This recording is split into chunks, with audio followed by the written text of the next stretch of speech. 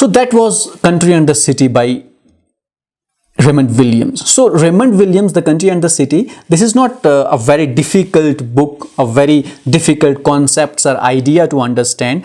The core or the basic concept or idea floated by Raymond Williams in this work could be understood in 3-4 lines, that there was an existing notion कि शहर अलग है और गांव अलग है. तो रेमंड विलियम्स ने क्या कहा, उसने स्टडी की 16वीं सदी से 16th सेंचुरी से लेके कंटेम्प्रेरी टाइम्स तक लिटरेचर की, और फिर उसने कहा कि जो डिवाइड है between country and the city is created by English literature, is created by writers. In essence, in reality there is no such division. The reality is that country and the city are interrelated. They are interdependent. They influence each other. They evolve with each other. They do not evolve independently. They evolve by coming in contact with each other. For example, if a village evolves in the 20th century, it would evolve because it will see changes in the city. अगर एक गांव वाला या एक गांव के लोग शहर में कभी गए ही नहीं तो वो अपने गांव को कभी बदलेंगे ही नहीं.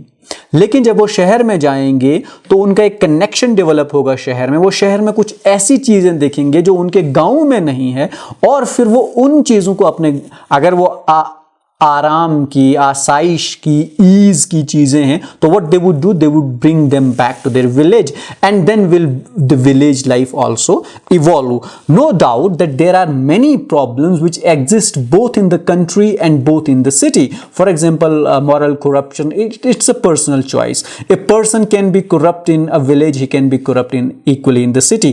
A person can be morally upright in the village, he can be upright in the city. So there are some of the things which can be blown out of the proportion by saying that नहीं, corruption जो है सिर्फ शहर वाले करते हैं, गांव वाले नहीं करते. तो it would be an extreme kind of an opinion. So what Raymond Williams did, he reduced those extreme kind of opinions and stated that both the country and the city, they were not different entities, but they were interrelated, they were interwoven, they influenced each other, and they evolved together with time.